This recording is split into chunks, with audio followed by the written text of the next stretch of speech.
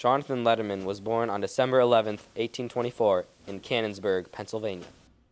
Here, with the Army of the Potomac, in his small tent surrounded by violent stenches, Jonathan Letterman sat after the week-long task of removing the wounded from the battlefield at 2nd Manassas in June of 1862. After being given free rein by his general to improve the efficiency of the medical unit, Letterman would revolutionize battlefield medicine. After being appointed as an assistant surgeon and captain by the Army Medical Board, Letterman went on many a tiresome campaign, including the campaign in May of 1854 against the Navajo Indians at Fort Defiance in New Mexico. Letterman was assigned as medical director of the Army of the Potomac in November of 1859. His first day of service with the Army of the Potomac was all going well. The only thing wrong with the picture was the amount of doctors. Still sitting at the table, Jonathan pulled out a scrap of paper and wrote down the following, which would come to be the first official ambulance corps. The first thing on Letterman's agenda was to implement a higher level of hygiene and sanitation in dressing areas and in general. First on the list was an evacuation system consisting of the following: a field dressing station, located on or next to the battlefield, where medical personnel would apply the initial dressings and tourniquets to wounds. A field hospital, located close to the battlefield, usually in homes or barns, where emergency surgery could be performed and additional treatment given. A large hospital, located away from the battlefield and providing facilities for the long-term treatment of patients. Next were the regulations. Ambulances are to be formed in separate trains and go to different division levels.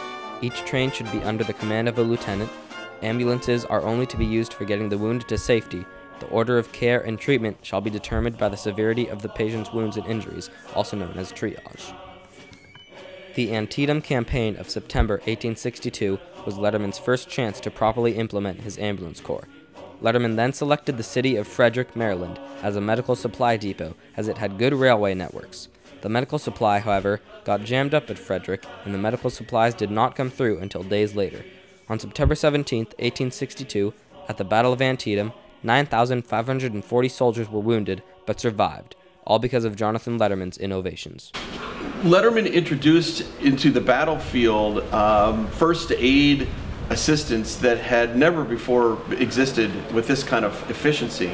He created field hospitals and dressing stations that were able to immediately and sometimes address the wounded soldiers at Antietam.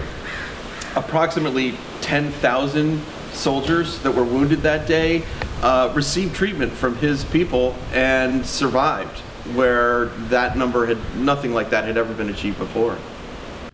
These battles all tested Letterman's corps to the extreme, but the efficiency of the corps was so effective that at most of the battles the casualties were cleared in under 24 hours.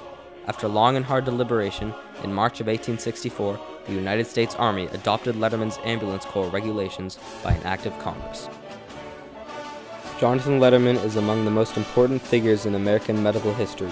Not only did his innovations help change and shape battlefield medicine, but also civilian medicine today. For example, Letterman's system of triage is used in every emergency room across the nation today.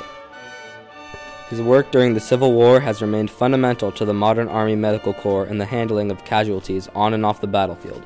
Letterman's ideas have also been central to civilian emergency medicine, disaster relief, and emergency management around the world.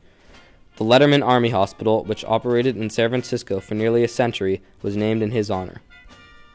The Letterman Award honors an individual that has made an astounding contribution to improving medical processes and patient outcomes, continuing the legacy of Dr. Letterman. Letterman also got much praise from his General McClellan, about his work. All the remarkable energy and ability of Surgeon Letterman were required to restore the efficiency of his department.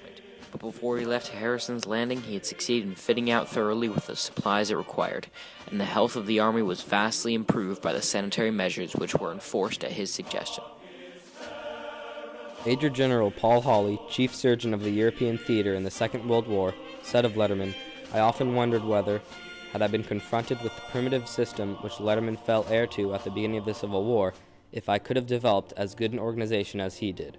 I doubt it. There was not a day during World War II that I did not thank God for Jonathan Letterman."